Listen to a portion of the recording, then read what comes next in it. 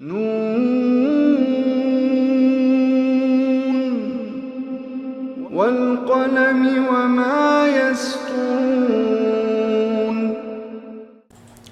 नाज़रीन अस्सलामु अलैकुम वरहमतुल्लाहि वबरकातुहू। सीधी बात की ताज़ा तरीन खबरों में आपका इस्तकबाल है। आइए सबसे पहले आज की सुर्खियों पर नजर करते हैं। कर्नाटक असेंबली इंतखाबात, कुमारस्वामी है सबसे अमीर वजीर आला उम्मीदवार। एचके फाउंडेशन के बैनर तले कर्नाटका चिल्ड्रंस एकेडमी के तहत शिकारीपुर में ताज़ियती व एहतिजाजी जलसे का इनेकाद। अब गुलबर्गा के एक डॉक्टर पर लगा शादी का झांसा देकर रेप करने का इल्जाम। साहिल समंदर पर वाक़े माहीगीर का घर मुनहदिम कर दिया गया, खातून की क़िदा में खुदकशी। कर्नाटक असेंबली इंतखाबात में कांग्रेस के लिए तशहीर करेंगे शरद पवार, अखिलेश और तेजस्वी यादव। सुप्रीम कोर्ट के फैसले से जामिया इस्लामिया समेत सभी अक़लियती इदारों को राहत। सिख खातून का क़ुबूल इस्लाम, हिंदुस्तान जाने से इनकार। बाला कृष्णा ने वज़ीर आज़म मोदी को नामर्द और गद्दार करार दे दिया। बीजेपी को जबरदस्त झटका, यशवंत सिन्हा का पार्टी से तमाम ताल्लुकात खत्म करने का बाज़ाब्ता ऐलान। उत्तर प्रदेश वज़ीर आज़म के हाथों बहादुरी का अवार्ड पाने वाली 17 साला नाजिया पर दबंगों ने चाकों से हमला कर दिया। पोस्को एक्ट में तब्दीली को मंजूरी, अब 12 साल से कम उम्र की बच्चियों से रेप पर मौत की सजा। हुसी अदालत से सजाए मौत पाने वाली यमनी दोशीजा की कहानी सुनिए। असीर में कुरानी आयतों वाली चट्टानें। गजा पर पुरअमन मुजाहरे पर इस्राएली फौजियों की हटदर्मी बदस्तूर जारी। साम्राज्य ताकतों ने नौजवानों को नशे की जहन्नम में धकेला, सदर रजब तैयब एर्दोगान का बयान। नाज़रीन अस्सलामु अलैकुम वरहमतुल्लाहि वबरकातुहू। सीधी बात की ताज़ा तरीन खबरों में आपका इस्तकबाल है। मैं अंसार अजीज नदवी आज की खबरों की तफसीलात लेकर आपकी खिदमत में हाजिर हूँ। आइए खबरों की तफसीलात पर नजर करते हैं। पहली खबर मैसूर से है। जनता दल सेक्युलर के लीडर एचडी कुमारस्वामी आइंदा कर्नाटक असेंबली इंतखाबात में सबसे मालदार वजीर आला ओहदे के उम्मीदवार हैं। इसके बाद कांग्रेस के मौजूदा वजीर आला सिद्धारामैया और फिर बीजेपी के रियासती सरबराह बीएस येडियुरप्पा की बारी आती है। कुमारस्वामी साबिक वजीर आजम एचडी देवेगौड़ा के बेटे हैं। इलेक्शन के हलफनामे के मुताबिक कुमारस्वामी की मनकूला और गैर मनकूला जायदाद 43 करोड़ रुपए है। साल 2013 में उन्होंने 16 करोड़ रुपए की जायदाद का ऐलान किया था। हलफनामे में कुमारस्वामी की बीवी ने 124 करोड़ रुपए की जायदाद का ऐलान किया है, जो 2013 के मुकाबले 20 करोड़ रुपए ज्यादा है। जेडीएस के रियासती सरबराह और उनकी बीवी ने 2.9 करोड़ और 8.1 करोड़ रुपए की जिम्मेदारियों के बारे में भी बताया है। साबिक वज़ीर आला कुमारस्वामी इस इलेक्शन में 2 सीटों से खिदमत आजमा रहे हैं। इसमें रामनगर और चन्नापट्टना शामिल है। साल 2013 में उन्हें रामनगर से 40,000 वोटों से जीत हासिल हुई थी, जबकि गुज़िश्ता बार चन्नापट्टना में उनकी बीवी अनीता कुमारस्वामी समाजवादी पार्टी की मौजूदा मेंबर असेंबली योगेश्वरा के खिलाफ शिकस्त से दो चार हुई थी। कर्नाटक के वज़ीर आला सिद्धारामैया उनके अहल खाना के पास तकरीबन 20 करोड़ रुपए की जायदाद है। जुमा को पर्चे नामजदगी दाखिल करने वाले वज़ीर आला सिद्धारामैया ने 11.20 करोड़ रुपए की मनकूला और गैर मनकूला जायदाद का ऐलान किया है, जबकि उनकी बीवी पार्वती ने 7.60 करोड़ रुपए की जायदाद का ऐलान किया। इन्होंने हिंदू गैर मुतफर्रिक खानदान HUF के तहत 1.55 करोड़ रुपए की जायदाद का भी ऐलान किया है। येडियुरप्पा ने 4.9 करोड़ रुपए की जायदाद का ऐलान किया, जबकि 2013 में उन्होंने 5.8 करोड़ रुपए का ऐलान किया था।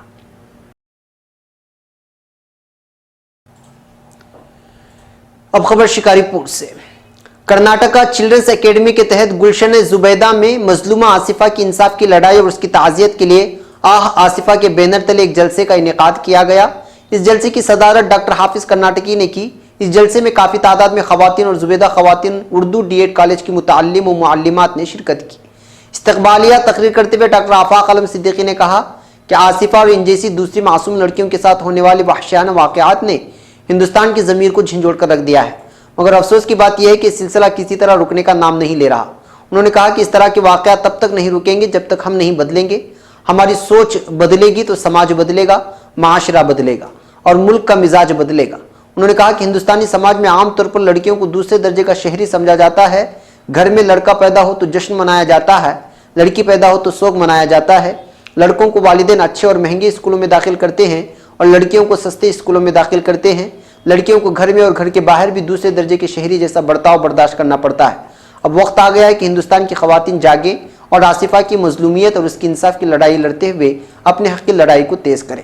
डॉक्टर हाफिज कर्नाटकी ने कहा कि हिंदुस्तान की जन्नत कश्मीर का इलाका कटवा में हुस्न का गहवारा है, खूबसूरत मनाजिर चारों तरफ बिखरे हुए हैं। इसी खूबसूरत इलाके की एक मासूम और खूबसूरत बच्ची अचानक गायब हो जाती है। घर वाले उसकी तलाश में जी जान लगा देते हैं, कानून के मुहाफिजों से फरियादें करते हैं, मगर इनकी फरियाद सुनने वाला कोई सामने नहीं आता और आसिफा दरिंदों की हवस का शिकार बन जाती है। अलमिया देखिए कि जिस भगवान के घर में लोग पनाह लेते हैं, जिनकी शरण में लोग अपना दुख भूल जाते हैं, उसी के घर में इसकी शरण में आसिफा पर जुल्म के पहाड़ तोड़े जाते हैं। इसे नशीली दवाएं देकर बंदी बनाया जाता है और उसके साथ इज्तिमाई असमदरी की जाती है और फिर उसे कत्ल कर दिया जाता है। अब खबर गुलबर्गा से। मुल्क भर के मुख्तलिफ रियासतों में मुख्तलिफ किस्म की दिल दहला देने वाली जराइम की खबरों के दौरान अब एक खबर कर्नाटक के गुलबर्गा शहर से आई है। एक मशहूर खातून खिलाड़ी ने एक डॉक्टर पर शादी का झांसा देकर 2 साल तक जिस्मानी ताल्लुकात बनाए रखने का इल्जाम आयद करते हुए रेप की शिकायत पुलिस थाने में दर्ज की है। तहकीकाती अफसर दिलीप तबीले कारवेर का कहना है कि 33 साल एक खिलाड़ी खातून के बयान के मुताबिक वो साल 2016 के दिसंबर के महीने में सोशल मीडिया के जरिए से डॉक्टर के साथ उसकी पहचान बढ़ी। उसके बाद वो कोल्हापुर आकर खातून से मुलाकात भी किया। इस तरह खातून के साथ दोस्ती के बाद शादी की बात कही गई। इसके बाद उन्होंने गोवा और बेंगलुरु के सफर के दौरान जिस्मानी ताल्लुकात भी बनाए। इस तरह 2 साल के बाद शादी की याद दहानी कराई गई तो डॉक्टर ने शादी से इनकार कर दिया। पुलिस थाने में शिकायत दर्ज कराने के बाद खातून का कहना है कि उसे जान से मारने की धमकी दी गई है अगर वो पुलिस थाने में शिकायत दर्ज करती है। महाराष्ट्र पुलिस कर्नाटक की पुलिस की मदद से मुलजिम डॉक्टर का पता लगा रही है जो इस वक्त फरार है। अब खबर कारवार से।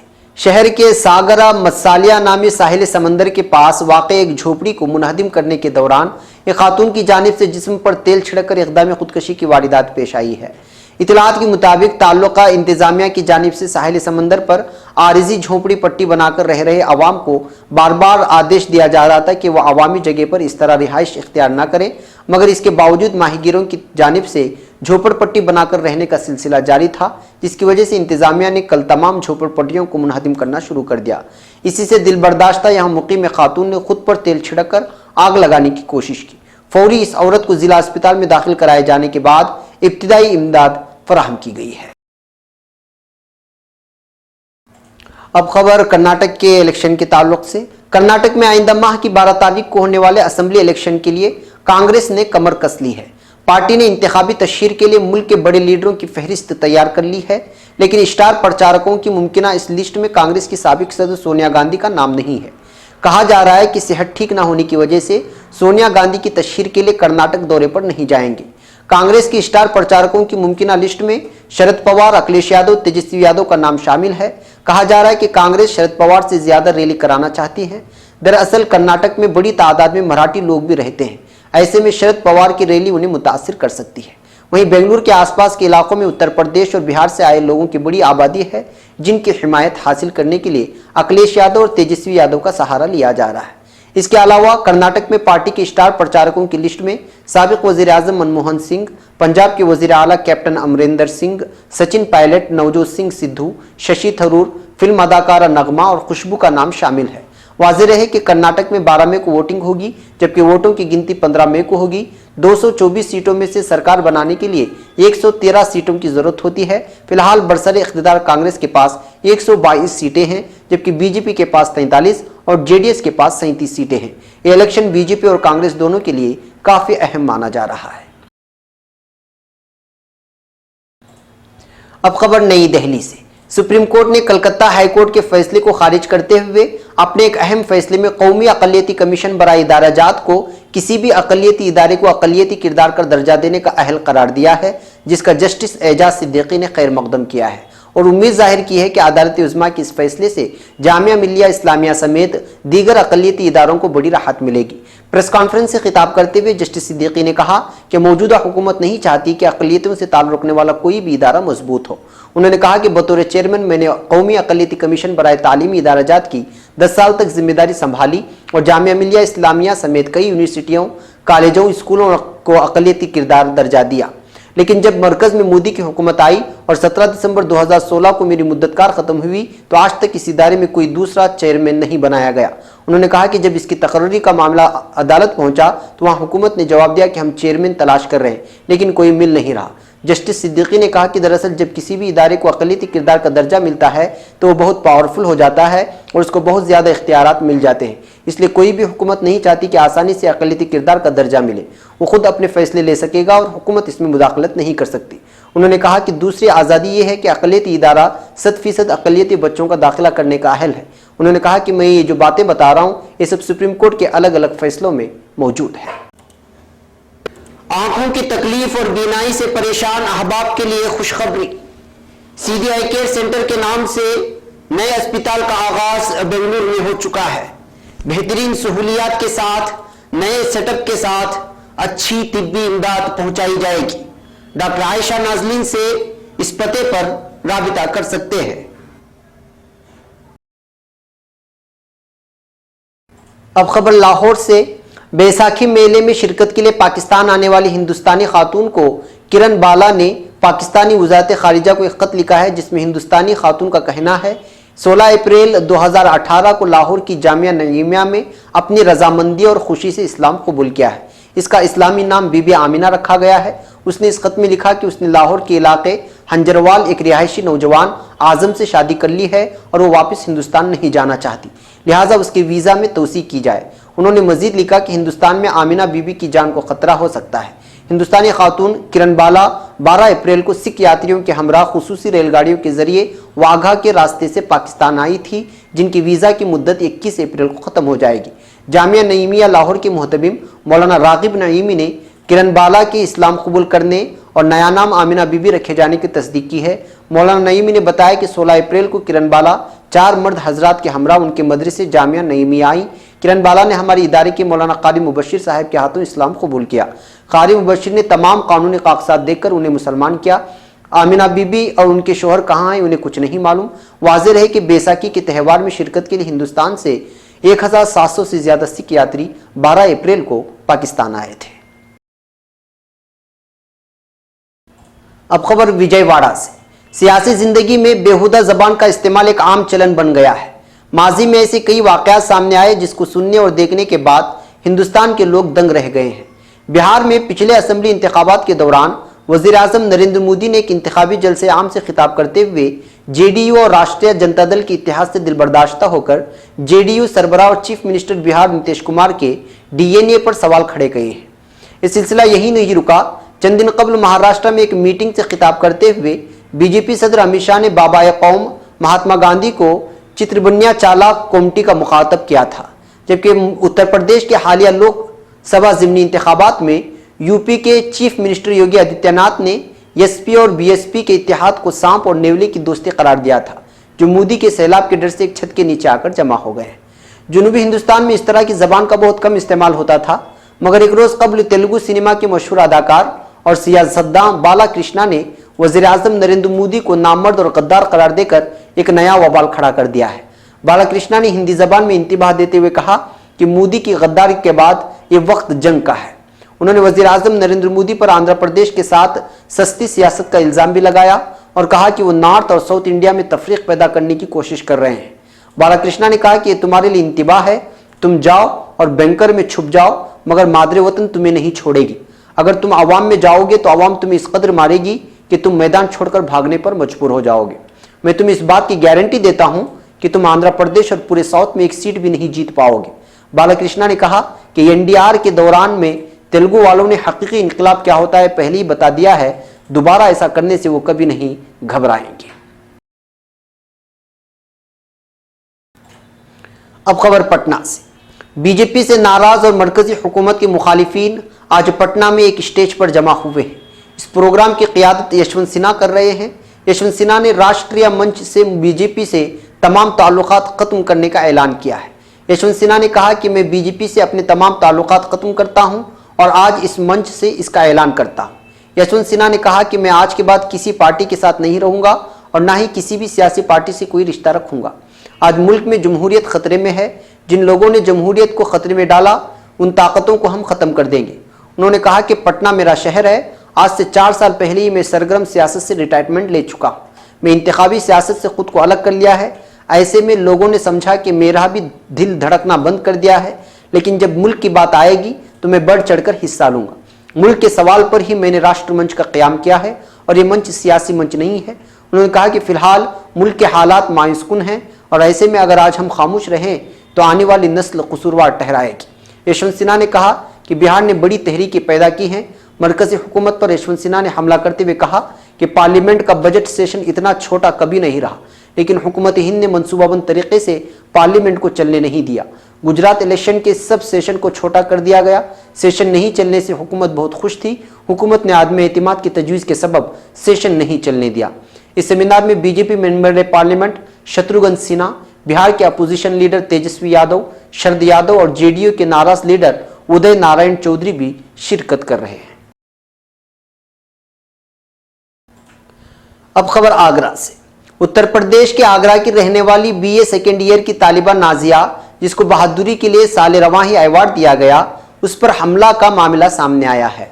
नाजिया ने इल्जाम लगाया है कि उसके चचा की जमीन पर कब्जा करने वालों ने उस पर चाकू और डंडों से हमला किया, जबकि जमीन का मामला अदालत में जेर समाअत है। नाजिया का इल्जाम है कि आगरा के एडीएम सिटी ने मुतनाज़ जमीन पर तामीरात की इजाजत दी है। नाजिया के मुताबिक उन्होंने ही उसको मुतनाज़ जमीन पर भेजा था कि वो जाकर देखे कि वहां तामीराती काम नहीं हो रहा है। नाजिया के मुताबिक उसके जिस्म पर कई जगहों पर चोटें आई हैं। आगरा के एसएसपी और मुताल्लिका थाने में शिकायत के बाद भी हमला करने वाले दबंगों को गिरफ्तार नहीं किया जा रहा है। उसको जान से मारने की धमकियां मिल रही हैं। आगरा पुलिस मेडिकल कराने के नाम पर इधर से उधर भटका रही है। ख्याल रहे कि नाजिया को बीए साल दुबम में जेर तालीम है। उसके वालिद मजदूरी करते हैं, जबकि उसका भाई जूते का कारीगर है। अवार्ड में मिले पैसों से वो अपनी तालीम पूरी कर रही है। साल रवां ही 17 साल नाजिया को वज़ीर आज़म नरेंद्र मोदी के हाथों से बहादुरी का अवार्ड मिला था। अलावा आजी उत्तर प्रदेश हुकूमत ने भी नाजिया को रानी लक्ष्मीबाई अवार्ड से सरफराज किया था। अब खबर यमन से। यमन के दारुल सना पर काबिज ईरान नवाज हूसी मलेशिया की एक नामनिहाद फौजी अदालत ने शफाफियत और फ्री ट्रायल के तमाम मेयारात को बलायताक रखते हुए एक 22 साल दोशीज़ा को सजाए मौत सुनाई है। यह अपनी नौयत का पहला केस है जिसमें किसी यमनी लड़की को आईनी हुकूमत की हिमायत करने वाले अरब मुल्क के लिए जासूसी करने का इल्ज़ाम आयद किया गया है। अरबिया के मुताबिक 22 साल अस्मा अल आमीसी इस वक्त सना में एक कैदखाने में पाबंदी सलासिल हैं। वो 2 बच्चों की माँ भी हैं। सियासी बुनियादों पर मुखालिफिन को इंतकामी कार्रवाइयों का निशाना बनाने की दीगर अनगिनत हूसी जराइम में किसी लड़की को इस तरह की संगीन सजा देना उनके जराइम में एक नया इजाफा करार दिया जाता है। इंसानी हुकूक की तंजीमों ने अस्मा अल आमीसी को दी जाने वाली सजा पर हूसियों को कड़ी तनकीद का निशाना बनाया है और उसे दी गई जालिमाना सजा पर फौरी नजरसानी और उसकी गैर मशरूत रिहाई का मुतालबा जोर पकड़ रहा है। अब खबर सऊदी अरब से। एक सऊदी शहरी ने असीर रीजन में चट्टानों पर कुरानी आयात मुख्तलिफ किस्म की शक्लों और नक़ूश दरियाफ्त किए हैं। मुशाहिदे से अंदाज़ा होता है कि यह जगह काफ़ी पुरानी है। मकामी शहरियों ने आसार कदीमा के मुहाफ़िज़ इदारों से मुतालबा किया है कि वो मज़कूरा चट्टानों और पत्थरों को तखरीबकारों की दस्तबुर्द से महफूज करने के लिए इक़दाम करें। सऊदी शहरी हमद अल मलहान ने बताया कि उसे आल महमल की बस्ती में इत्तेफाकिया तौर पर एक पत्थर नजर आया। एक चट्टान के बराबर में पड़ा हुआ था। गौर करके देखा तो उस पर कुरानी आयतें तहरीर थी। मुख्तलिफ शक्लें भी बनी हुई थी। पत्थर तकरीबन 2.5 मीटर लंबा है। कुरानी आयतें बगैर नुक्तों की तहरीर हैं। बिस्मिल्लाह से शुरुआत की गई है। इस पर सूरह इखलास और सूरह नास लिखी हुई है। अब खबर गजा पट्टी से। इसराइली फौज की असली गोलियों से फायरिंग और जाहिरियत के बावजूद कल गजा के सरहदी इलाकों में फिलिस्तीनियों ने एक बार फिर पुरअमन एहतिजाजी मुजाहिरा किया। इसराइली फौजियों ने मजीद 4 फिलिस्तीनी शहरियों को शहीद कर दिया है। सन 2006 से जारी मुहासरे की बिना पर अजीम सतह के इंसानी बहरान से 2-4 गजा की पट्टी पर अजीम वापसी पैदल मार्च मुजाहिरे चौथे हफ्ते भी जारी रहे। कल सुबह फिलिस्तीनियों की एक बड़ी तादाद ने मकबूजा इलाकों से इसराइल के इनकला के मुतालबे के साथ मुजाहिरे किए। अब की बार इसराइली निशाना बाजुओं की जद में आने से बचने के जेर मकसद मुजाहिरीन ने सरहदों के करीब टायर जलाए ताकि काला धुआं उनके ढाल साबित हो सके। लेकिन फौजियों ने एक बार फिर खून की होली खेली, जिस दौरान सैकड़ों की तादाद में फिलिस्तीनी जख्मी हो गए। दूसरी जानिब इसराइली फौज ने गजा के अवाम के लिए के उन्वान से फिजा से पंफलेट फेंके, जिसमें शहरियों को धमकी दी गई कि वो सरहदों के करीब ना फटके और ना ही सरहदी खारदार तारों को नुकसान पहुंचाए, वगरना हमारी फौज किसी भी कोशिश का मुंहतोड़ जवाब देगी। अब खबर इस्तांबुल से। सदर रजब तैयब एर्दोगान का कहना है कि साम्राज्यी ताकतों का सबसे बड़ा हथियार अल्कोहल और अफीम है। जनाब एर्दोगान ने इस्तांबुल में यशील आए जमरू दो आंके अवार्ड नामी अवार्ड तकरीब से खिताब किया। अपने खिताब में सेहतमंद नस्लों की किसी मुल्क का दरख्शां मुस्तकबिल होने का जिक्र करने वाले सदर ने कहा कि कौम का अजीम तरीन खजाना और ताकत जहनी व जिस्मानी तौर पर सेहतमंद नस्लों का मालिक होना है। नौजवानों को नशावर मादों, सिगरेट नोशी, जुए और दहशतगर्दी की तरह की लत में धकेलने वाले ममालिक का मुस्तकबिल तारीख होने पर जोर देने वाले सदर तुर्की ने कहा कि साम्राज्य ताकतों ने अल्कोहल और नशावर मादों को अपने असलहा के तौर पर इस्तेमाल किया है। हमारी तरह की तरक्की की जानिब गामजन मुल्कों के सर पर मुसल्लत की जाने वाली पीकेके की तरह की दहशतगर्द तंजीमों का सबसे बड़ा ज़रिए आमदनी मंशियात की स्मगलिंग है। उन्होंने बताया कि अफ्रीकी मुल्कों के बाज़ कबाइल को मंशियात का आदी बनाया गया है, हत्ता कि कारकुनों को उनका मुआवजा शराब की शक्ल में अदा किया जाता है। नाज़रीन, ये थी आज की ताज़ा तरीन खबरें। अगली ताज़ा तरीन खबरों के साथ फिर आपसे मुलाकात होगी। इजाज़त से पहले फिर वही दरख्वास्त कि आप हमारे चैनल को सब्सक्राइब करना और हमारी वीडियोस को शेयर करना हरगिज़ ना भूलें। हमारी पूरी टीम को यहाँ पर इजाज़त दें। अस्सलामु अलैकुम व रहमतुल्लाहि व बरकातुहू।